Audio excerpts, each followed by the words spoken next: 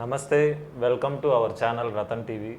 ఈరోజు మనం డయాబెటీస్, వాటి యొక్క పరిష్కారాలు, వాటి వలన రతన్ టీవీ ప్రేక్షకులకి నమస్కారం. వచ్చే పేషెంట్లకు వచ్చే ప్రాబ్లమ్స్, వాటి క్లియరెన్స్ గురించి మనకి ఈరోజు డాక్టర్ రఘునాథ్ బాబు గారు, senior doctor in diabetic speciality సార్తో ఉన్నాము. ఈరోజు మనం అవన్నీ తెలుసుకొని ఇన్ఫర్మేషన్ తీసుకుందాం. నమస్తే sir, welcome to our channel. Sir, ఇప్పుడు డయాబెటీస్ అనేది చాలా కామన్ ప్రాబ్లం సార్. ప్రతి 10 మంది పేషెంట్లు ఒక 8 మందికి మనం వింటానే ఉన్నాం సార్. అసలు డయాబెటీస్ అనేది ఎందుకు వస్తుంది సార్? దానికి మెయిన్ రీజన్స్ ఏంటి? Okay, diabetes present percentage wise చూస్తే రఫ్లీ మన తెలుగు రాష్ట్రాలు, 2 రాష్ట్రాలలో సుమారు 40% దాదాపు డయాబెటిక్ పేషెంట్ ఇబ్బందులతో బాధపడుతున్నారు. ఈ డయాబెటీస్ కామన్గా ఎక్కువ మంది శాతంలో ఫ్యామిలీ హిస్టరీ ఉన్న వాళ్ళకి ఎక్కువ ఉంటుందండి. జనరల్గా ఫ్యామిలీలో పేరెంట్స్ కావచ్చు, మేనమామలు కావచ్చు, వాళ్ళు ఎవరికైనా డయాబెటీస్ ఉంటే genetic reasons are the first common cause of diabetes అండి. జనరల్గా చిన్నపిల్లల్లో కూడా వస్తూ ఉంటుంది. అది జెనెటిక్ కాజ్ కాదు, అది టైప్ 1 డయాబెటీస్ అంటాము. ఆ చిన్నపిల్లలకు వేరుగా ఉంటుంది, వాళ్ళకి జెనెటిక్ సంబంధించి కాదు, వాళ్ళ ప్యాంక్రియాస్లో ఏదైనా లోపాలు ఉండి వచ్చేది టైప్ 1 డయాబెటీస్ అంటాం. ఇంకోటి గర్భస్త్రీల్లో కూడా వస్తూ ఉంటుంది, అది జెనెటిక్గా కూడా చెప్పొచ్చు. కొంతమంది ప్రెగ్నెన్సీలో గ్లూకోజ్ లెవెల్స్ పెరిగి ప్రెగ్నెన్సీలో ఉన్న డయాబెటీస్ ప్రెగ్నెన్సీ అయిపోయినాక వెళ్ళిపోయేటట్టుగా ఉంటుంది అనమాట. ఇవి 3 రకాలుగా ఉంటాయి. ప్లస్ జనరల్ కామన్ కాజెస్ కూడా మెయిన్గా చెప్పాలంటే జెనెటిక్ కాజ్ అనే చెప్పొచ్చు అండి. ఓకే సార్, అది యాక్చువల్గా అసలు ఎందుకు వస్తుంది సార్? అంటే డయాబెటీస్లో జెనెటిక్ కాజెస్తో పాటు మన లైఫ్ స్టైల్, స్థూలకాయం ఒకటి జనరల్ కామన్గా చెప్పొచ్చు అండి. ప్లస్ సెడెంటరీ లైఫ్ స్టైల్స్, అంటే ఫిజికల్ యాక్టివిటీస్ చాలా తక్కువ ఉంటాము. డైట్, ఇప్పుడున్న ప్రజెంట్ జాబ్ స్ట్రెసెస్ కానీ, లేదా లేట్ నైట్ డిన్నర్స్ కావచ్చు, ఈ రకరకాల అలవాట్లు మేజర్గా స్థూలకాయం కూడా ఇంకో కారణంగా చెప్పుకోవచ్చు అండి. సార్, ఇప్పుడు వాళ్ళు మామూలుగా షుగర్ లెవెల్స్ అసలు నార్మల్ రేంజ్ ఏమిటి సార్? మామూలుగా షుగర్ లెవెల్స్ ఫాస్టింగ్లో అండి పొద్దున పూట తినక ముందు పరగడుపున చేసేది 125 మిల్లీగ్రామ్ పర్ డెసిలీటర్ దాటితే, తిన్న తర్వాత 200 మిల్లీగ్రామ్ డెసిలీటర్లు దాటితే వాళ్ళకి షుగర్ ఉందని నిర్ధారిస్తాం. అదే తినకముందు షుగర్లో 100 నుంచి 125, తిన్న తర్వాత షుగర్లో 140 నుంచి 200 ఉంటే వీళ్ళని impaired fasting tolerance and impaired glucose tolerance అంటాం. అంటే జనరల్గా ప్రీ డయాబెటిక్ కండిషన్స్ అంటాం అనమాట. ఈ ప్రీ డయాబెటిక్ కండిషన్స్ వాళ్ళకి మందులతో అవసరం లేకుండా, వాళ్ళకి లైఫ్ స్టైల్ మోడిఫికేషన్స్ ఏమైనా చేసుకుంటే కొన్ని సంవత్సరాల మందులు లేకుండా, కొన్ని దశాబ్దాల పాటు వాళ్ళకి బిళ్ళలు కానీ ఏమీ డాక్టర్ సంబంధం లేకుండా వాళ్ళ డైట్ మేనేజ్మెంట్ తోటి డయాబెటీస్ రాకుండా కూడా కాపాడుకోవచ్చు అండి. ఓకే సార్, ఇప్పుడు ఇది డయాబెటీస్లో టైప్స్ ఉన్నాయి కదా సార్? మామూలుగా టైప్ 1 అండ్ టైప్ 2 అని వింటూ ఉంటాం సార్. వాటికి డిఫరెన్స్ ఏంటి సార్ అసలు? టైప్ 1 డయాబెటీస్ అనేది చిన్నపిల్లల్లో వచ్చేది. జనరల్గా 15 ఏళ్ళ లోపల వాళ్ళకి వచ్చేది టైప్ 1 డయాబెటీస్. పెద్దవాళ్ళకి జనరల్గా పాత రోజుల్లో మా పుస్తకాల్లో రాసిన ప్రకారం 35 ఏళ్ళ నుంచి 45 ఏళ్ళు పైబడిన వాళ్ళకి షుగర్ వచ్చేదని టైప్ 2 అంటున్నాం. కానీ ఇప్పుడు కొత్తగా ఒక సెనారియో చూస్తున్నాము, 18 ఏళ్ళు 20 ఏళ్ళ కుర్రోళ్ళ వాళ్ళకి early stage of type 2 diabetes అనేది కొత్తగా ఒక ఎంటిటీ చూస్తున్నాము. అది ఎక్కువగా కూడా కనపడతా ఉంది. ఇంకో రకమేమో ప్రెగ్నెన్సీలో కనపడతా ఉంటుందండి, జెస్టేషనల్ డయాబెటీస్ అంటాం. ప్రెగ్నెన్సీలో 2nd మంత్ 3rd మంత్ కనపడటం, డెలివరీ అయిపోయిన తర్వాత టైంకి ప్రెగ్నెన్సీ లేకుండా వెళ్ళిపోవటం అనేది ఉంటుంది. ఈ 3 రకాలు జనరల్గా కామన్గా ఉంటాయి. దీంట్లో సబ్ క్లాసిఫికేషన్స్ వేరే ఉంటాయి, కానీ అది మామూలుగా పేషెంట్లకు అర్థమయ్యేటట్టుగా ఉండదు. కానీ ఇది బేసిక్ కాంబినేషన్స్ అంటే ఈ 3 చెప్తానండి. ఓకే సార్, ఇవి ఇప్పుడు డయాబెటీస్ టైప్స్ చెప్పారు కదా సార్, టైప్ 1, టైప్ 2 అని. టైప్ 1లో షుగర్ లెవెల్ ఏ విధంగా ఉంటుంది సార్? టైప్ 2లో ఏ విధంగా ఉంటుంది సార్? టైప్ 1 డయాబెటీస్ చిన్నపిల్లల్లో ఏంటంటే ఎక్కువ శాతం మందికి హై షుగర్ లెవెల్స్ తోటి ఎక్కువ మంది ఉంటారు. ఫాస్టింగ్ వాల్యూస్ ఇంచుమించుగా 200, తిన్న తర్వాత కూడా 300 షుగర్లో ఉంటాం. ఎందుకంటే చిన్నపిల్లలు కాబట్టి వాళ్ళ ఆహార విధానాలు, వాళ్ళ చదువు టెన్షన్స్ కావచ్చు, లేదా వాళ్ళు గేమ్స్ ఆడుకునే విధానాన్ని బట్టి కానీ, ఇప్పుడున్న కాలేజీ స్కూల్స్ సెనారియాలో వాళ్ళకి పిల్లలకి రోజు ఎగ్జామ్స్ అని కానీ, ఈ ఇబ్బంది వల్ల వాళ్ళకి బాగా స్ట్రెస్ లెవెల్స్ వల్ల, హార్మోనల్ వేరియేషన్స్ వల్ల కూడా షుగర్ లెవెల్స్ కొద్దిగా ఎక్కువగా ఉండటం అనేది ఉంటుంది. వాళ్ళకి ఏంటంటే ఇన్సులిన్నే పెడతాము. వాళ్ళకి ఇన్సులిన్ పెట్టినప్పుడు ఏంటంటే బేసల్ బౌలస్ టెక్నిక్ అంటామండి.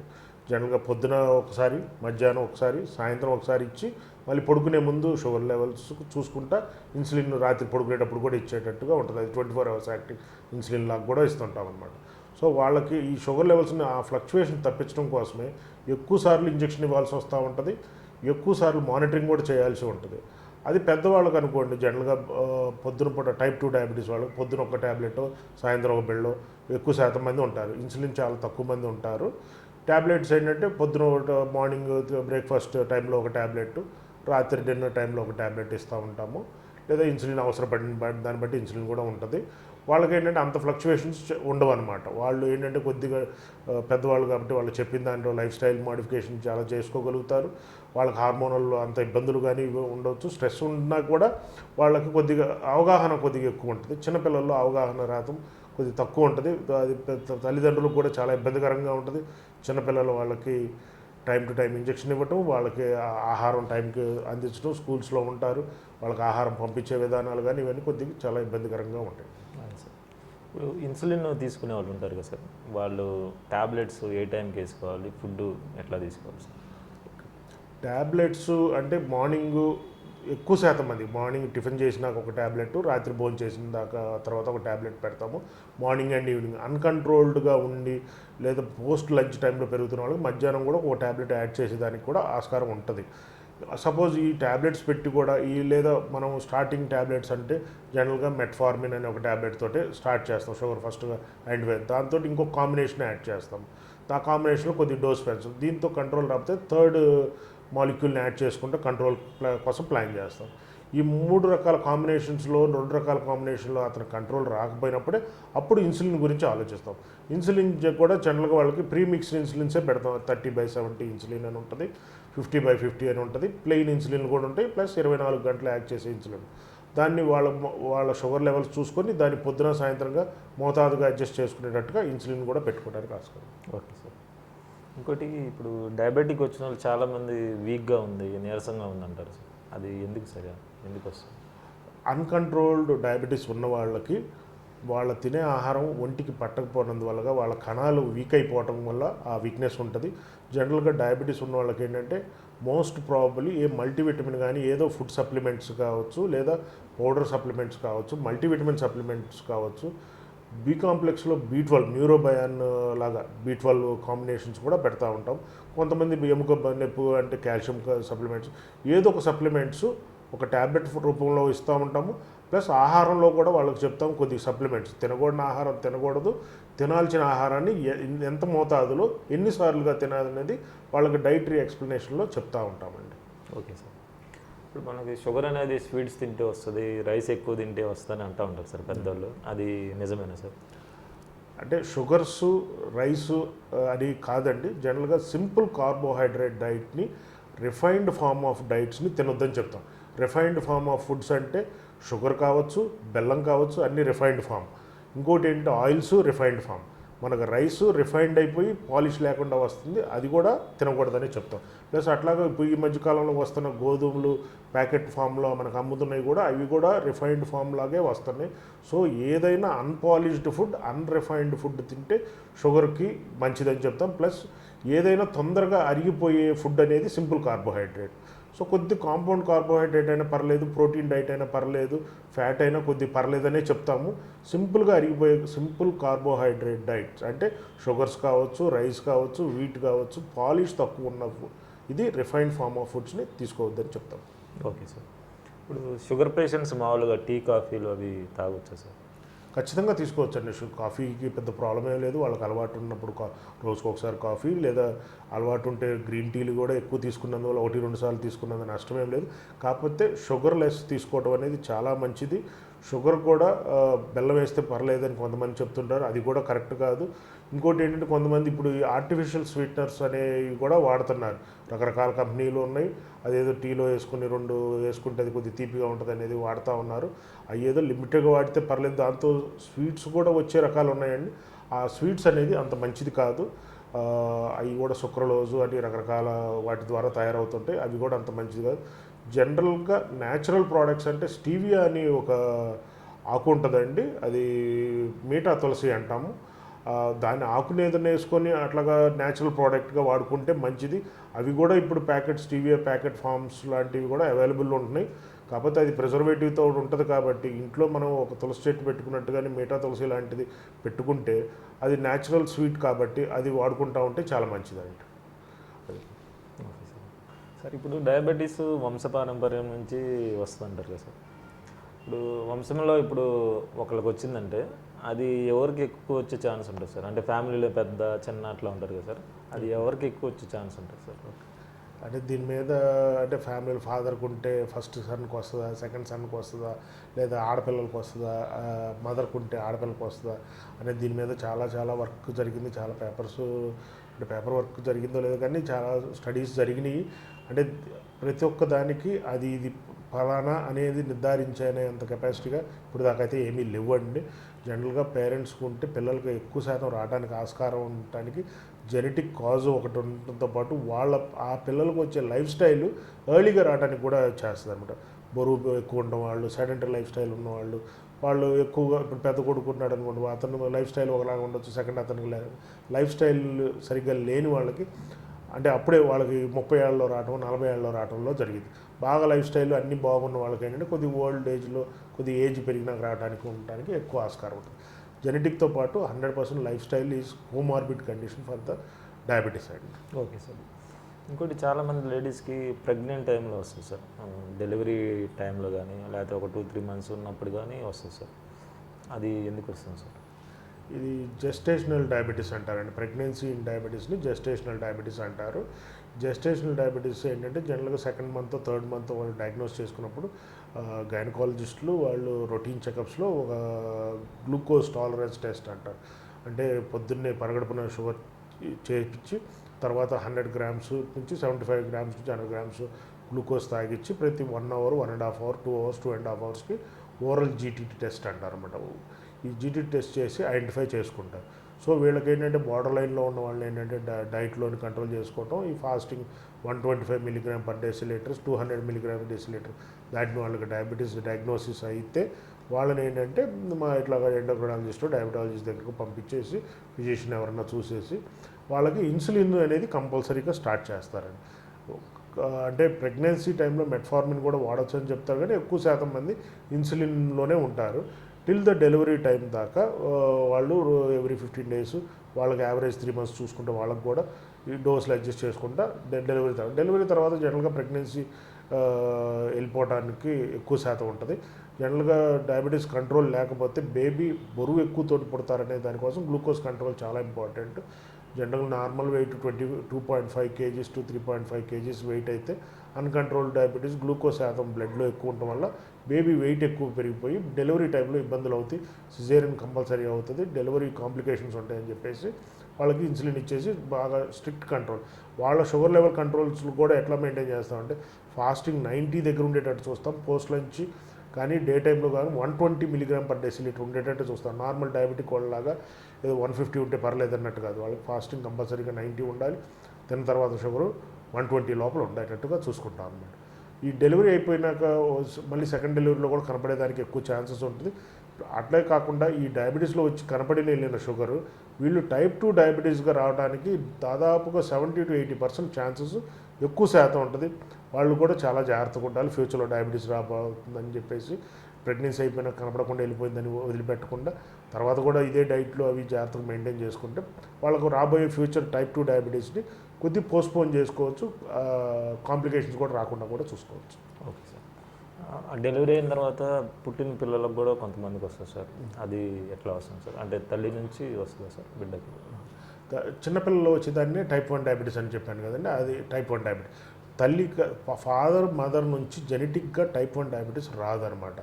ఆ బేబీలో ప్యాంక్రియాటిక్లో ఉన్న ప్రాబ్లమ్స్ వల్ల ఆటో ఇమ్యూన్ డిజార్డర్స్ ప్రాబ్లం వల్ల అది వాళ్ళు డయాబెటీస్గా డయాగ్నోసిస్ అవుతారు. అంటే నేనుగా చూసింది ఒక 8 months బేబీ 9 months బేబీ ఎప్పుడు టైప్ 1 డయాబెటీస్ చూశాను.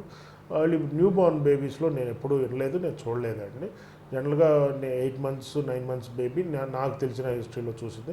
జనరల్గా 1 year 2 years తర్వాత 4 years అప్పుడు లేదా స్కూల్లో చదువుకునేటప్పుడు ఎప్పుడో ఐడెంటిఫై అయ్యి అట్లాగా టైప్ 1 వాళ్ళు మోస్ట్ ఆఫ్ ద టైం 100% వాళ్ళకి పేరెంట్స్ ఉంటే వాళ్ళకున్న టైప్ 2 డయాబెటీస్ వల్ల టైప్ 1 డయాబెటీస్ బేబీకి రాదు, అది ఆటో ఇమ్యూన్ డిసార్డర్, అది వేరు వాళ్ళని, అందుకే టైప్ 1 డయాబెటీస్ అంటాం. Okay sir.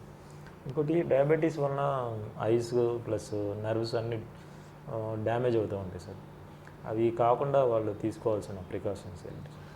Diabetes control plus ఇందాక డిస్కస్ చేసినట్టు every month, every 3 months, 6 months ఇవన్నీ ఎర్లీగా చేసుకుంటా ఉంటే, ఎర్లీ బర్డ్గా ఐడెంటిఫై చేస్తే దాన్ని కాంప్లికేషన్స్కి వెళ్లకుండా, అంటే ఏదన్నా ఫస్ట్ వార్నింగ్ సైన్ ఉన్నప్పుడే దాన్ని ట్రీట్మెంట్ లాగా చేసుకొని దాన్ని ప్రివెంట్ చేసుకోవడానికి ఎక్కువ శాతం ఉంటుంది. అది దాంట్లో diabetes and hyper tension control, lipids control ఇవి చాలా చాలా ఇంపార్టెంట్ అనమాట. ఇవన్నీ కంట్రోల్ ఉంటే ఈ మైక్రోవాస్కులర్ ప్రాబ్లమ్స్ అంటే చిన్న రక్తనాళాలు, పెద్ద రక్తనాళాలు, నరాల ప్రాబ్లమ్స్లో ఏది ఎఫెక్ట్ కాకుండా చూసుకోవడానికి చాలా యూస్ఫుల్ ఉంటుంది. Ultimately diabetes, BP and lipid control అనేది రెగ్యులర్గా చూసుకుంటా, మానిటర్ చేసుకుంటా ఉండి ఎర్లీ స్టేజెస్లోనే ఐడెంటిఫై చేసుకోవాలి. Okay sir. ఇంకోటి డయాబెటీస్ కార్డియాక్ రిలేటెడ్ ఉంటాయి సార్ ప్రాబ్లమ్స్, అవి ఎట్లా సార్? ఎలా? మైక్రోవాస్కులర్ డిసీజెస్లో కాంప్లికేషన్స్ ఈ కార్డియాక్ ఇష్యూస్ ఉంటాయి అనమాట అండి. కొరనరీ ప్రాబ్లమ్స్ అనమాట, రక్తనాళాలు బ్లాకులు రావడం, మయోకార్డియల్ ఇన్ఫాక్షన్స్ అట్లాంటివి వచ్చి ఇది రావడం. సో దానికి ఏంటంటే మనం షుగర్ కంట్రోల్ పెట్టుకోవడంతో పాటు మనం 6 నెలలకు ఒకసారి కొలెస్ట్రాల్ చూసుకుంటా, మనం యాన్యువల్లీ చేసే ఈసీజీలో ఏదైనా మార్పులు ఉంటే దానికి సంబంధించిన కార్డియాలజిస్ట్ ఫాలోఅప్లో వాళ్ళకి 2D ఎక్కువ ట్రెడ్మిల్ చేస్తారండి. దాంట్లో ఏమైనా చిన్న చిన్న మార్పులు ఉంటే uncontrolled diabetes or uncontrolled BP, దానికి కూడా సేమ్ ఆల్ కాంప్లికేషన్స్ లాగే షుగరు, బీపీ, కొలెస్ట్రాల్ కంట్రోల్ లేనప్పుడే, ఈ 3 అన్కంట్రోల్గా ఉన్నప్పుడే కాంప్లికేషన్స్కి ఎక్కువ శాతం ఆస్కారం ఉంటుంది. సో ఆ కాంప్లికేషన్ని రాకుండా ముందే చూసుకుంటూ ఉంటే దానికి సంబంధించిన ట్రీట్మెంట్ ముందే చేసుకుంటూ ఉంటాం. Okay sir. రకరకాలు ఉన్నాయి, అవి వాళ్ళు ఏవి తింటే బెస్ట్ సార్? జనరల్గా బిస్కెట్స్లో డిఫరెంట్ ఫార్మాట్స్ ఆఫ్ బిస్కెట్స్ మనకు అవైలబుల్ ఇప్పుడు మార్కెట్లో ఉన్నది. రాగితో చేసిన బిస్కెట్లు వస్తున్నాయండి, ఓట్స్తో చేసిన బిస్కెట్లు వస్తున్నాయి, గోధుమలతో చేసిన బిస్కెట్లు వస్తున్నాయండి. ఇవన్నీ ఏంటంటే మధ్యలో ఎప్పుడైనా టీ తాగేటప్పుడు ఒక 2 బిస్కెట్లు సప్లిమెంట్గా తీసుకోవడం అనేది మంచిది. ఏదైనా కానీ బిస్కెట్స్లో యాడెడ్ ఫ్లేవర్డ్ ఆఫ్ షుగర్స్ అనే ఒక వర్డ్ ఆ బిస్కెట్ ప్యాకెట్ మీద కావచ్చు, ఆ డబ్బా మీద కావచ్చు రాసి ఉంటుంది. యాడెడ్ ఫ్లేవర్స్ ఆఫ్ షుగర్స్ అంటే దాన్ని తీసుకోవద్దండి. Okay sir. ఇప్పుడు షుగర్ పేషెంట్స్ ఎక్కువసేపు కూర్చున్నా కానీ కాళ్ళు మంటలు, తిమ్మిలు వస్తాయి సార్. వాళ్ళకి సంబంధించి పర్టికులర్గా ఎక్సర్సైజెస్ అనేవి ఉన్నాయా సార్? ఖచ్చితంగా అండి. అంటే డయాబెటీస్ వాళ్ళని రోజుకి 45 నిమిషాలు ఫిజికల్ యాక్టివిటీ అనేది చాలా ఇంపార్టెంట్గా చెప్తాం అనమాట. ఫిజికల్ యాక్టివిటీ అనేది ఏంటంటే వయసు రీత్యా కొంతమంది జిమ్ చేసే వాళ్ళు ఉంటారు, 30 ఏళ్ళు 40 ఏళ్ళ కుర్రోళ్ళు అయితే, పెద్దవాళ్ళు ఒక 60 ఏళ్ళు 70 ఏళ్ళు అయితే వాకింగ్ అన్నా సింపుల్గా చేసుకోమంటాం. చిన్న చిన్న యోగా ఎక్సర్సైజులు వయసుకు రీత్యా సంబంధించిన యోగా ఉంటుందంటే కొన్ని పెద్ద వాళ్ళు చేయలేని ఉంటాయి, కొన్ని చిన్నపిల్లలు చేయగలిగి ఉంటాయి. ఇట్లా యోగా కూడా చేసుకుంటే మంచిది, కొద్దిగా మెడిటేషన్ కూడా చేసుకుంటూ ఉంటే మంచిది. ఇంకోటి ఏంటంటే వెన్నుపూసలో ఒక్కోసారి మనం ఎక్కువసేపు కూర్చొని స్పైనల్ కార్డ్ అరిగినందువల్ల కూడా కాళ్ళు లాగటం, కాళ్ళు తిమ్మురులాగా ఉంటే ఈ డయాబెటీస్ సంబంధించినవి కూడా ఉండొచ్చు కూడా. అందుకని ఏంటంటే ఈరోజు ఫిజికల్ యాక్టివిటీ అనేది కంపల్సరీగా 45 నిమిషాలు ఫిజికల్ యాక్టివిటీ చేసుకుంటే వాళ్ళకి ఈ చిన్న చిన్న కాంప్లికేషన్స్ ప్లస్ డయాబెటీస్ కంట్రోల్ అనేది కూడా చాలా హెల్ప్ఫుల్ చేస్తుంది. Along with yoga and meditation చేస్తే చాలా మంచిది. ఇంకా యోగా గురించి చెప్పాలంటే అండి, యోగా చేస్తే కొన్ని రకాల యోగా వల్ల షుగర్ లెవెల్స్ని కూడా కంట్రోల్ చేస్తాయి అని పుస్తకాల్లో రాసి ఉంటుంది. పెద్ద పెద్ద రీసెర్చ్ వర్క్ జరిగినా కూడా దాని మీద పెద్ద పుస్తకాలు లేకపోయినా కొన్ని పుస్తకాలు ఉన్నాయండి, మా పుస్తకాల్లో కూడా రాసి ఉంటాయి. కొన్ని యోగా ఆసనాల వల్ల మన షుగర్ లెవెల్స్ తగ్గించుకోవడానికి, మనకు రాబోయే కాంప్లికేషన్ తగ్గించుకోవడానికి కూడా హెల్ప్ చేస్తాయి. అందుకని కంపల్సరీగా 45 నిమిషాలు any form of physical activity అనేది కంపల్సరీగా మస్ట్ అండి. Okay sir. ఇంకోటి ఇప్పుడు చాలామంది ఇంట్లో షుగర్ టెస్ట్ చేసుకుంటూ ఉంటారు సార్, అది ఎట్లా చేసుకోవాలి సార్? అంటే ఎన్నిసార్లు ఎట్లా చేసుకోవాలి? జనరల్గా మనం ఎప్పుడన్నా ఫస్ట్ డయాబెటీస్ అన్కంట్రోల్ డయాబెటీస్ కొంతమంది 300, 400, 500 షుగర్లతో వస్తే వాళ్ళని ఏం చెప్తామంటే మనం ఏదో ట్యాబ్లెట్ పెట్టేసి లేదా ఇన్సులిన్ పెట్టాల్సిన కండిషన్లో ఉండి ఇన్సులిన్ పెట్టేసి వాళ్ళని మానిటర్ చేసుకోమంటాం. ఏంటంటే ఒక 5 రోజులకి ఒకసారి ట్యాబ్లెట్ పెడితే 5 రోజులకు ఒకసారి షుగర్ చెక్ చేసుకోమంటాం. ఇన్సులిన్ పెడితే రోజు చెక్ చేసుకోమంటాం. ఏది మన డోస్ అడ్జస్ట్ అయ్యేదాకా అది హెల్ప్ఫుల్ ఉంటుంది. కానీ అల్టిమేట్లీ మనకి ఫైనల్గా ఒకసారి ఏంటంటే ల్యాబ్ పరీక్ష చూసుకుంటూ ఉంటాం. తినకముందు తిన్న తర్వాత పరీక్ష చూసుకొని దాన్ని బట్టి డోస్ అడ్జస్ట్ చేసుకోవటం ఫైనల్గా చేస్తాం. ఈ మధ్యలో చేసుకునే ఇదేంటంటే మనకి ఎప్పుడైతే హై అవుతుందో ఎప్పుడైతే లో అవుతుందో అనే ఒక అవగాహన చూసుకోవడానికి ఈ హోమ్ సెల్ఫ్ కేర్ మానిటరింగ్ లాగా హోమ్ ఇది ఉంటుందండి. దీంట్లో ఇప్పుడు ఇంకా అడ్వాన్స్డ్గా కూడా వచ్చినాయండి, రకరకాల చిప్స్ లాంటివి వచ్చినాయి. మన చేతికి పెట్టేది, పొట్ట దగ్గర పెట్టేవి కూడా వస్తున్నాయి. అదేంటంటే పెట్టేసి ఒక వారం తర్వాత చూసేవి ఉన్నాయి, లేదా 15 రోజుల తర్వాత చూసే ఉంటే అవి ఒకేసారి డాక్టర్ గారి దగ్గర ఆ సాఫ్ట్వేర్లో పెట్టుకుంటారు. అది రోజు ఎంత పొద్దున ఎంత ఉంది, మధ్యాహ్నం ఎంత, సాయంత్రం ఎంత చూసేసుకొని ఆ డోస్ల అడ్జస్ట్మెంట్ అప్పుడు చేసుకుంటాం. జనరల్గా మనం మామూలుగా షుగర్స్ ఎప్పుడు కంట్రోల్గా ఉండి బాగా ఉన్న వాళ్ళు ఏంటంటే నెలకు ఒకసారి తినకముందు తిన తర్వాత షుగర్ చూసుకుంటా ఉన్నప్పుడు మధ్యలో ఎప్పుడన్నా అవసరమైనప్పుడు మనకు సిమ్టమ్స్ కొద్ది కాళ్ళు లాగుతున్నాయనో లేదా లో షుగర్ సిమ్టమ్స్, కళ్ళు తిరుగుతున్నాయి, చెమటలు పడుతున్నాయి, ఏదో వీక్ అయిపోతున్నామని ఉన్నప్పుడు కూడా మధ్యలో చూసుకొని మీ డాక్టర్ గారిని సంప్రదించడానికి ఈ సెల్ఫ్ గ్లూకోజ్ మానిటరింగ్ అనేది చాలా ఇంపార్టెంట్ అండి. Okay sir. ఇప్పుడు ల్యాబ్లో టెస్ట్ చేసిన దానికి ప్లస్ మనం ఇంట్లో టెస్ట్ చేసుకున్న దానికి ఎగ్జాక్ట్గా ఉంటాయా సార్? షుగర్ లెవెల్స్ ఏమైనా డిఫరెన్స్ ఉంటాయా సార్? ఖచ్చితంగా కొద్ది చిన్న తేడా ఉంటుందండి. అంటే అది క్యాపిలరీ బ్లడ్, ఇది వీనస్ బ్లడ్లో మెయిన్ స్ట్రీమ్లో నుంచి తీస్తాం కాబట్టి చిన్న వేరియేషన్ ఉంటుంది. మిషన్లో 10 నుంచి 20 పాయింట్ల దాకా, 100కు 10 నుంచి 10% అటు ఇటుగా ఉండొచ్చు. కొంతమంది తక్కువే ఉంటుందని ఒక తప్పు అవగాహన, కొంతమందికి ఎక్కువ కూడా ఉండొచ్చు, కొంతమంది తక్కువ కూడా ఉండొచ్చు. అందుకని ఆ గ్లూకోమీటర్లో మధ్య మధ్యలో చూసుకోవటం. పాత రోజుల్లో మనకి ఈ గ్లూకోమీటర్లలో వాళ్ళు ఏదో ఒక లిక్విడ్ ఇచ్చేసి దాన్ని క్యాలిబర్ చేసుకునేటట్టు చేసేవాళ్ళు. ఇప్పుడు అది ఏ గ్లూకోమీటర్లో ఇప్పుడు వచ్చిన కొత్త వాటిలో ఎక్కడ కనపడట్లేదు. అందుకని మనం 6 నెలలకో 7 మధ్య మధ్యలో ఒక 2-3 నెలలకు ఒకసారి మన డాక్టర్ గారి దగ్గర ల్యాబ్ పరీక్ష చేసుకునేటప్పుడు అదే రోజు ఆ బ్లడ్ తీసుకొని మీ గ్లూకోమీటర్ కూడా ఒక డ్రాప్ తీసుకొని దాన్ని ఒకసారి ఎట్లా క్యాలిబర్ చేసుకోవటం, ఎంత పర్సంటేజ్ వేరియేషన్ ఉంది, ఒక 10 పాయింట్లు ఉందా, ఆ 10 పాయింట్లకి ఇట్లా ఉందనేది మధ్యలో చూసుకున్నప్పుడు ఇది ఒక చిన్న అవగాహనకి మనకి పనిచేస్తాయండి. ఇంకోటి చాలామంది లో sugar level, high sugar level ఉంటారు సార్. లో ఉన్న వాళ్ళు ఏం చేయాలి సార్ మామూలుగా?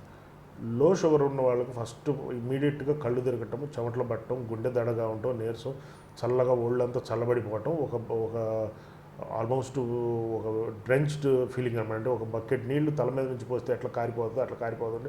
ఒక్కసారి వాళ్ళకు స్పృహ లేకుండా ఉండిపోవటం, పిచ్చి పిచ్చిగా మాట్లాడటం కూడా. అంటే డిపెండ్స్ ఆన్ ద వాల్యూ. మరి 20-30లోకి వెళ్ళిన వాళ్ళు అసలు స్పృహ పడిపోయి వాళ్ళు ఎక్కడ పడిపోయారో తెలియనంత ఫిట్స్ వచ్చిన వాళ్ళలాగా పడిపోయి పిచ్చి పిచ్చిగా మాట్లాడేంత రేంజెస్ కూడా లేదని ఉంటుంది.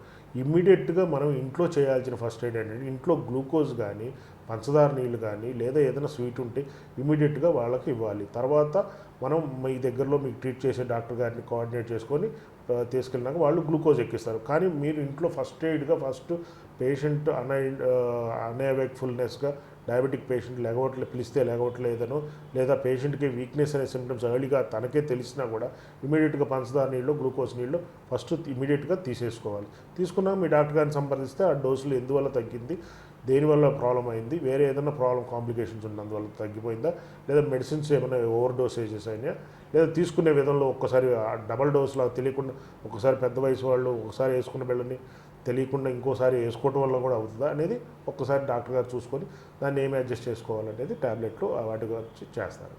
Okay sir. ఇప్పుడు పోయింది. జనరల్గా ఇండోర్ గేమ్స్ పెరిగిపోవటం ప్లస్ మొబైల్లో గేమ్స్ ఆడుకోవటం ఇది ఎక్కువైపోయింది పిల్లలకి. ప్లస్ ఎగ్జామ్స్, వాళ్ళకి రోజు ఎగ్జామ్స్, వాళ్ళ స్ట్రెస్ లెవెల్స్ పెరిగిపోతూ వస్తుంది. ప్లస్ ఫుడ్ హ్యాబిట్స్ కూడా చాలా కంప్లీట్గా మారిపోయారు. అంటే జనరల్గా రోజు పిజ్జాలు, బర్గర్లే తిని ఎవరు పిల్లలు ఉండట్లేదండి. జనరల్గా పాత రోజుల్లో లాగా అందరూ రైసే తీసుకుంటున్నారు అనేది.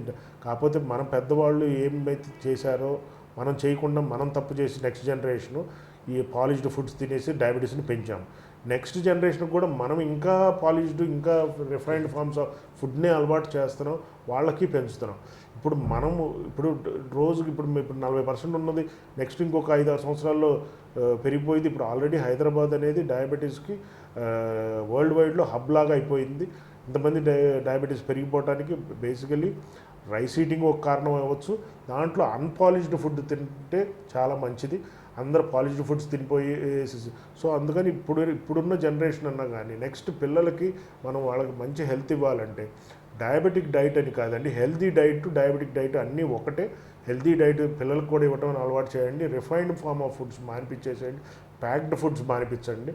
అప్పుడు నెక్స్ట్ పిల్లలకు కూడా ఎర్లీ స్టేజ్ ఆఫ్ డయాబెటీస్ రాకుండా పిల్లల్ని అట్లీస్ట్ సరే ఎగ్జామ్స్ ఇవన్నీ ఇంపార్టెంట్, ఎడ్యుకేషన్ ఇంపార్టెంట్, అవన్నీ చేస్తూ ఉన్నా కూడా వాళ్ళని అట్లీస్ట్ ఆ వీకెండ్స్ అన్నా కానీ వెళ్ళి గ్రౌండ్లో వెళ్ళి ఆడుకునేటట్టు, లేదా సెలవులు వస్తే ఒక స్పోర్ట్స్ క్లాసుల్లోనో ఏదో దాంట్లో చేర్పించేసి వాళ్ళని అవుట్డోర్ గేమ్స్ ఆడేటట్టుగా అలవాటు చేయాలి. మొబైల్ గేమ్స్ ఎప్పుడన్నా ఒక టైం పాస్కి ఇది ఒక టైము 15 minutes 20 minutes ఆడుకున్నారంటే పర్లేదు. రోజు పొద్దు నుంచి అది సాయంత్రం దాకా అదే దీంట్లో ఉంటే ఫిజికల్ యాక్టివిటీ అనేది బాగా తగ్గిపోతుంది అనమాట. దానివల్ల ఇప్పుడు ఉన్న పిల్లల్లో కూడా ఎర్లీగా డయాబెటీస్ కనపడడానికి ఎక్కువ కారణం అవుతుంది. ఇంకోటి ఆఫీస్లో కూడా ఎక్కువ టైం కూర్చొని జాబ్ చేస్తూ ఉంటారు కదా సార్, సాఫ్ట్వేర్ కానీ మన గవర్నమెంట్ ఎంప్లాయీస్ కానీ. ఆ సాఫ్ట్వేర్ దాంట్లో కూడా ఎక్కువ పర్సంటేజ్ వస్తుందని విన్నాం సార్. కదా సార్, అది ఎలా సార్? అంటే సాఫ్ట్వేర్ కావచ్చు, లేదా ఇప్పుడు డాక్టర్స్లో కూడా చాలామందికి డయాబెటీస్ ఉంటుంది, సాఫ్ట్వేర్ వాళ్ళకి ఉంటుంది, లేదా గవర్నమెంట్ జాబ్. అందరం ఏమైపోయామంటే అందరము సెడెంటరీ లైఫ్ స్టైల్. పిల్లల్ని మనం ఎట్లాగా వాళ్ళని ఎట్లాగా పాడు చేసామో మనం చూసే వాళ్ళు నేర్చుకున్నారు. అందరు పేరెంట్స్ కూడా ఆల్మోస్ట్ అందరు సెడెంటరీ లైఫ్. టీవీలు ఇప్పుడు ఒక జనరేషన్లో ఏమో టీవీలు, లేడీస్లో ఏమో రకరకాల సీరియల్స్ అనో లేదా ఈ గేమ్ షోస్ అనో చూస్తూ ఉంటారు. జనరల్గా అడల్ట్స్ న్యూస్లను ఎట్లాగా స్పోర్ట్స్ స్పోర్ట్స్లో చూసుకునే కంటే కూడా ఫిజికల్గా వెళ్ళి ఆడుకునేటట్టుగా కూడా పెద్దవాళ్ళకి లేదు. ఇప్పుడు చాలా మట్టికి గేటెడ్ కమ్యూనిటీస్ వచ్చినాయి. సో ఏదో ఒక ఫిజికల్ యాక్టివిటీ రోజు పిల్లలతో సహా పెద్దవాళ్ళు కూడా కంపల్సరీగా చేస్తే రకరకాల ప్రాబ్లమ్స్ హెల్త్ కంపల్సరీగా మీకు పాడవకుండా ఉంటుంది. డైట్ బాగుండాలి, దాంతోపాటు ఫిజికల్ యాక్టివిటీ ఉండాలి. కంపల్సరీగా పెద్దవాళ్ళతో పాటు చిన్నవాళ్ళతో సహా అందరూ రోజు 45 నిమిషాలు physical activity, any format of physical activity which మీ బాడీకి సూట్ అయ్యేది, మీకున్న పరిధిలో మీ ఇంట్లో ఉన్న వసతిలో ఏది చేయగలుగుతారో అది కంపల్సరీగా చేయాల్సిందే. Okay sir. ఇంకోటి హై లెవెల్లో ఉన్న వాళ్ళు సార్, వాళ్ళు ఎట్లా? జనరల్గా హై లెవెల్లో ఉన్న వాళ్ళకి ఏంటంటే పెద్ద సిమ్టమాటిక్గా బయట కనపడకపోవచ్చు. అందుకని ఏంటంటే వాళ్ళని ప్రతి నెల డాక్టర్ని సంప్రదించేసి మన షుగర్ లెవెల్స్ చూసుకోమని చెప్పేది రీజన్ ఏంటంటే హై లెవెల్లో కొంతమంది సిమ్టమ్స్గా కనపడతారు, చాలా తక్కువ పర్సంటేజ్. ఏదో ఒక ఇన్ఫెక్షన్ వచ్చేసి లేదా ఒక పుండు పడింది, సరిగ్గా మాంటలేదు అంటే హై షుగర్ ఉందేమో అని అనుకోవచ్చు. కాళ్ళు లాగుతా మంటలుగా ఉన్నాయి అనేటప్పుడు ఒకవేళ ఎక్కువ ఉందేమో మీకు, అందుకని ఒకసారి డాక్టర్ని సంప్రదించుకోవడం అని చేయాలి. జనరల్గా ప్రతి డాక్టర్ దగ్గర ఒక చిన్న ప్రోటోకాల్ అనేది ఒకటి ఉంటుందండి. అంటే ఎప్పుడెప్పుడు టెస్టులు చేసుకోవాలి ఏంటి అనేది ఆ విధంగా పాటిస్తూ ఉంటే మనకి ఎప్పుడైనా లో షుగర్ రాకుండా కూడా కాపాడుకోవచ్చు, హై షుగర్ కూడా రాకుండా కాపాడుకోవచ్చు. జనరల్గా మోస్ట్ ఆఫ్ ద డాక్టర్స్కి ఏంటంటే నెల నెల డాక్టర్ని సంప్రదించడం, డాక్టర్ దగ్గరికి వెళ్ళినప్పుడు షుగర్ చూసుకోవటం, తినకముందు తిన్న తర్వాత షుగర్ చూసుకోవటం, బరువు చూస్తారు. ఇంకోటి ఏంటంటే బీపీ కూడా చెక్ చేసుకోవాలి. ఇది ప్రతి నెల పేషెంట్ డాక్టర్ గారి దగ్గరికి వెళ్ళినప్పుడు డాక్టర్ గారు చూసుకుంటూ ఉంటారు. 3 నెలలకు చేసే టెస్టులు అని ఉంటాయండి. ఇలా 3 నెలలకు చేసేది అంటే గత 3 నెలలకు యావరేజ్గా మీ షుగర్ ఎంత ఉందనేది, అంటే ఆ రోజు చూసిన షుగర్ తినకముందు తిన్న తర్వాత షుగర్ కంటే 3 నెలలకు ఒకసారి మన యావరేజ్ 3 నెలలు చూస్తే అది 7% లోపల ఉంది అంటే ఓకే, బాగానే కంట్రోల్గా ఉన్నారు. 6.5 అంటే పర్ఫెక్షనిజం అనమాట. 7 to 8 ఉందంటే కొద్ది ఫెయిర్ కంట్రోల్, 8 పైన వెళ్తే కొద్ది పోర్ కంట్రోల్ అని, 9 తర్వాత బ్యాడ్ కంట్రోల్ అని మనం ల్యాబ్లో దాన్ని ఇట్లా రాసుకొని దాని ప్రకారంగా అది చూస్తూ ఉంటాం. ప్రతి 6 నెలలకు ఒక్కసారి ఏంటంటే కొలెస్ట్రాల్ పరీక్షలు, అంటే టోటల్ కొలెస్ట్రాల్ కావచ్చు, ఎల్డిఎల్ కావచ్చు, హెచ్డిఎల్ కావచ్చు, ట్రైగ్లిజరైడ్స్ అన్ని ఈ రేషియోలు కావచ్చు, టోటల్ లిపిడ్ ప్రొఫైల్ ఒకటి చేసుకోవటం చాలా మంచిది. ఇంకోటి ఏంటంటే ప్రతి 6 నెలలకి యూరిన్లో ప్రోటీన్ లాస్ ఏమన్నా ఉందా అనేది ఒకసారి చెక్ చేసుకోవడం చాలా మంచిది. ప్రోటీన్ లాస్ అనేది యూరిన్లో మైక్రో ప్రోటీన్స్, మ్యాక్రో ప్రోటీన్స్ అని 30 లోపల మిలిగ్రామ్ పర్ డెసిలీటర్ 30 లోపల ఉంది అంటే అది మైక్రో ప్రోటీన్. 30 నుంచి 300 లోపల ఉంటే మ్యాక్రో ప్రోటీన్ అనమాట. 30 లోపల ఉంటే నార్మల్, 30 నుంచి 300 లోపల ఉంటే మైక్రో ప్రోటీన్, 300 దాటితే మ్యాక్రో ప్రోటీన్ అంటాం. సో ఈ ప్రోటీన్ లాస్ ఉన్నప్పుడు ఎర్లీ బర్డ్గా మనం ఐడెంటిఫై చేసుకుంటాము. ఏది మనకు ఫ్యూచర్లో కిడ్నీ మీద లోడ్ పడిపోతుంది బీపీ వల్ల కానీ షుగర్ వల్ల కానీ అని అనుకుంటాము. ప్రతి సంవత్సరానికి ఒకసారి ఏంటంటే ఈసీజీ, ఎక్స్రే, కళ్ళ పరీక్ష చేసుకుంటాం. కళ్ళ పరీక్షలో ఫండస్ పరీక్ష చేస్తాము. ఫండస్ అనేది ఏంటంటే మన రెటీనా ఏమన్నా ఐడెంటిఫై చేసుకోవడానికి, అవి కూడా సిమ్టమాటిక్గా మనకేం కనపడవు. సో అందువల్ల యాన్యువల్గా ఉన్నప్పుడు ఈ చేసుకుంటే, యాడెడ్గా చేసుకుంటే ఈ ఉన్న కాంప్లికేషన్లో యాడెడ్గా మనకి కాళ్ళ న్యూరోపతి చెకప్ చేసుకోవటం, మోనోఫిలమెంట్ టెస్ట్ అని ఇట్లా రకరకాలు ఉంటుంది. ఇంకోటి ఏంటంటే ఈసీజీ కూడా చూసుకుంటాం. ఈసీజీలో ఏమైనా మార్పులు ఉంటే దానికి సంబంధించిన కార్డియాలజీ దగ్గర పంపించి వాళ్ళది ఏదైనా వాళ్ళు ఫర్దర్గా పెద్ద టెస్టులు 2D ఎక్కువనో ట్రెడ్మిల్ అనేది చేసుకుంటారు. ఇంకోటి ఏంటంటే ఎక్స్రే కూడా చాలామందికి చేపిస్తాం. ఎందుకంటే కంపల్సరీగా ప్రతి సంవత్సరం షుగర్ వాళ్ళు ఎక్స్రే చేసుకోవటం అనేది చాలా ఇంపార్టెంట్. ఎందుకు ఎక్స్రే అంత ఇంపార్టెంట్ అంటే జనరల్గా కాఫ్ కానీ లేదా ట్యూబర్క్లోసిస్ ఇన్ఫెక్షన్స్ లాంటివి ఇట్లాంటివి ఏమన్నా ఉంటే సప్రెస్డ్ ఫామ్లో డయాబెటిక్ పేషెంట్కి సిమ్టమ్ తెలవదు అనమాట. చాలామంది ఎక్స్రేల్లో చూసినాక ట్యూబర్క్లోసిస్ ఐడెంటిఫై అయిన వాళ్ళు ఎక్కువ మంది ఉంటారు. అందుకని సంవత్సరం వాళ్ళకి ఏంటంటే దగ్గు రావడమనో, సాయంత్రం జ్వరం వస్తే టీబీ ఉందనో ఒకసారి చెకప్ చేసుకోండి అనే మాట అంటాం. వాళ్ళకి సిమ్టమే తెలియకపోతే మనకు లోపల బ్యాడ్ స్టేజెస్లో సెకండ్ స్టేజెస్, థర్డ్ స్టేజెస్ అన్న ఇన్ఫెక్షన్ లెవెల్స్ పెరుగుతా వెళ్ళిపోతుంది. అందుకని యాన్యువల్గా ఇది కూడా చేసుకోవటం, ఇది ఒక జనరల్గా ఒక డాక్టర్ ప్రోటోకాల్ ఉంటుంది. అందుకని ఈ హై లెవెల్ లో లెవెల్ రాకుండా ముందే కాపాడుకోవాలంటే ఈ ఫార్మేట్గా డాక్టర్ గారితో సంప్రదిస్తుంటే వాళ్ళు ఒక పీరియాడికల్గా ఒక చెకప్ చేసుకుంటారు. దానికి సంబంధించిన మందులు, దానికి సంబంధించిన ట్రీట్మెంట్, సో హై అయ్యేటప్పుడు పెంచుకోవడం, తక్కువైనప్పుడు తగ్గించుకోవడం చేస్తూ ఉంటారు. Okay sir. ఇంకోటి చాలా వరకు షుగర్ పేషెంట్స్లో వూండ్స్ ఏమన్నా అయితే ఎక్కువ కాలం ఉంటాయి సార్, తగ్గవు. అవును, అది ఎందుకని సార్? జనరల్గా డయాబెటీస్లో ఒక సిమ్టమే అన్హీలింగ్ ఆఫ్ ఎనీ ఇన్ఫెక్షన్స్. అది వూండ్ ఇన్ఫెక్షన్స్ కావచ్చు, జనరల్ స్కిన్ ఇన్ఫెక్షన్స్ కావచ్చు, యూరినరీ ఇన్ఫెక్షన్ కావచ్చు, డెంటల్ ఇన్ఫెక్షన్స్ కావచ్చు, ఏ ఇన్ఫెక్షన్స్ అయినా హీలింగ్స్ పర్సంటేజ్ చాలా తక్కువ ఉంటుంది. మోస్ట్లీ అన్కంట్రోల్డ్ డయాబెటిక్ వాళ్ళకే ఈ ప్రాబ్లం ఉంటుంది. ఇప్పుడు సపోజ్ ఒక వూండ్ ఉంది, హీల్ అవ్వట్లేదు అంటే వెంబటే షుగర్ చూసుకోవడం, షుగర్ కంట్రోల్ తెచ్చుకోవాలి, ఆ వూండ్కి సంబంధించిన ఇన్ఫెక్షన్ చూసుకోవాలి, ఆ వూండ్కి సంబంధించిన డ్రెస్సింగ్ చేసుకోవాలి.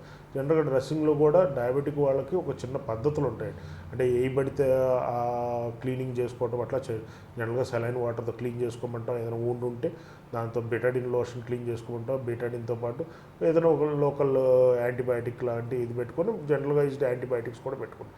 సో కంపల్సరీగా మనకి పుండు పడి మానట్లేదు, అది any type of infections, same skin infections లేదా ఒక దెబ్బ తగిలి లేకుండా ఉండకపోవచ్చు, గోర్లు కట్ చేసుకునేటప్పుడు కూడా చిన్న వూండ్ కూడా హీల్ అవ్వట్లేదు అంటే ఇమ్మీడియట్గా మీ షుగర్ చూసుకోవాలి. మీ డాక్టర్ గారి దగ్గరికి వెళ్ళేసి మీ షుగర్ కంట్రోల్ లేదంటే ముందు అది కంట్రోల్ చేసుకోకపోతే అది సివియారిటీ పెరుగుతుంది. అందుకని కంపల్సరీగా చూసుకోవాలి. అది సివియారిటీ పెరిగిన తర్వాత చాలామందికి పార్ట్స్ కూడా తీసేసే పరిస్థితి ఉంటుంది సార్. అవును, ఇప్పుడు సపోజ్ ఎర్లీ స్టేజ్గా చూసుకుంటే ఇన్ఫెక్షన్ అది సూపర్ఫిషియల్గా ఉండి పెద్ద లోపల బోన్ లెవెల్ దాకా వెళ్లకుండా ఇన్ఫెక్షన్ ఉంటే జనరల్గా యాంపిటేషన్కి వెళ్ళేదానికి చాలా తక్కువ ఛాన్స్ ఉంటుందండి. జనరల్గా యాంపిటేషన్స్ చేసే వాళ్ళకి మోస్ట్ ప్రాబ్లీ స్మోకింగ్ అలవాటు ఉన్న వాళ్ళకి యాంపిటేషన్స్ వెళ్ళే ఛాన్సెస్ ఉంటాయి, బికాజ్ సర్క్యులేషన్ తగ్గిపోతూ ఉంటాయి. ప్లస్ ఇన్ఫెక్షన్ అనేది బోన్ దాకా వెళ్ళడం అంటే జనరల్గా పేషెంట్ దాన్ని అశ్రద్ధ చేసి ఆ ఇన్ఫెక్షన్ స్కిన్ సూపర్ఫిషియల్గా తర్వాత మజిల్ అట్లా చిన్నగా లోపలగా వెళ్ళి ఆ బోన్ ఇన్వాల్వ్మెంట్ అయ్యింది అంటే ఆ జాయింట్లో కంపల్సరీగా ఆ జాయింట్ దాకా యాంపిటేషన్కి వెళ్ళడానికి, దాని అప్పర్ లెవెల్ యాంపిటేషన్కి వెళ్ళడానికి ఎక్కువ ఛాన్సెస్ ఉంటాయి. Basically depends on the vascularity of the wound అనమాట. ఆ పుండుకు రక్త ప్రసరణ బాగా ఉండి బోన్ లెవెల్ దాకా వెళ్ళకుండా ఉంటే సూపర్ఫిషియల్గా ఉంది అంటే ఆ వూండ్ హీల్ అయ్యిద్ది అనమాట. సపోజ్ మనం అది పట్టించుకోకుండా అశ్రద్ధ చేయకుండా దాన్ని బాగా మురగబెట్టేసినట్టు చేసేసి అది బోన్ దాకా ఇన్వాల్వ్మెంట్ అయిపోయి బ్లడ్ సర్క్యులేషన్ కూడా బ్యాడ్ అయిపోయిందంటే అప్పుడు కంపల్సరీగా యాంపిటేషన్కి వెళ్ళింది. Okay sir. ఇంకోటి ఇప్పుడు ఇదివరకు మన పాత రోజుల్లో షుగర్ పేషెంట్స్ అంటే అబోవ్ 50 అట్లా వచ్చాయి సార్. ఇప్పుడు చాలామంది యంగేజ్ వాళ్ళకి కూడా వస్తుంది sir.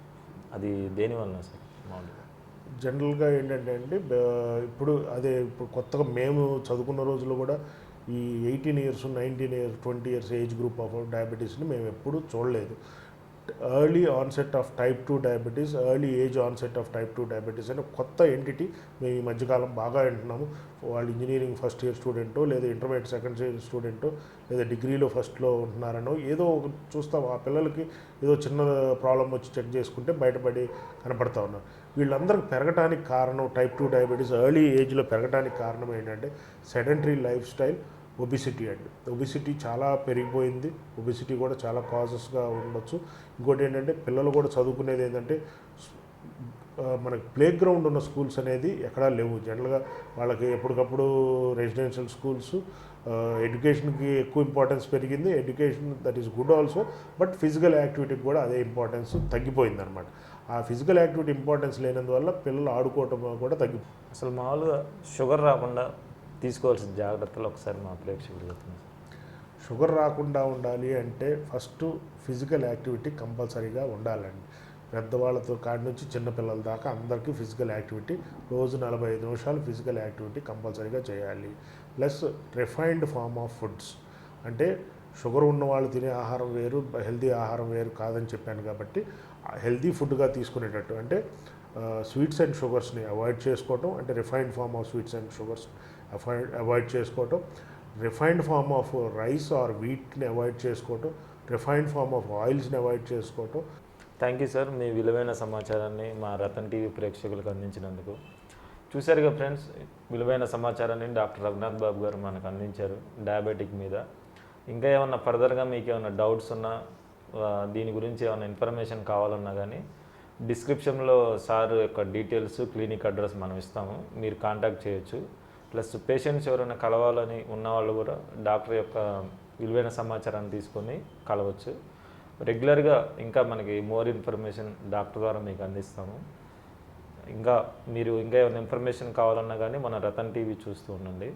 Thank you very much sir. Ratan TV ప్రేక్షకులకి నమస్కారం అండి. మీకు నేను చెప్పిన వాటిలో మీకు తెలియాల్సినవి కానీ ఇంకా ఏమన్నా నా గురించి మీకు ఇన్ఫర్మేషన్ అంటే డయాబెటీస్ గురించి కానీ, బీపీ గురించి కానీ, కొలెస్ట్రాల్ గురించి కానీ మీ జనరల్ ఇన్ఫర్మేషన్స్ ఏమైనా తెలుసుకోవాలంటే మీరు రతన్ టీవీ సబ్స్క్రైబ్ చేసుకోండి. సబ్స్క్రిప్షన్లో మీరు కంపల్సరీగా మీకు ఏమైనా క్వశ్చన్స్ ఉంటే దాంట్లో పోస్ట్ చేయండి. మేము రతన్ టీవీ ద్వారా మీకు కంపల్సరీగా మీకు రెస్పాండ్ అవుతాము. మీరు మమ్మల్ని ఏమైనా సంప్రదించాలంటే మా నెంబర్ ఇస్తారు రతన్ టీవీ వాళ్ళు, వాళ్ళ దగ్గర నుంచి తీసుకొని మేము పర్సనల్గా ఫిజికల్గా కలవాలన్నా మీరు క్వశ్చన్స్ ఏమన్నా మా ఇన్బాక్స్లో పోస్ట్ చేసినా కూడా మేము కంపల్సరీగా మీకు సమాధానాలు చెప్తాం. Thank you very much.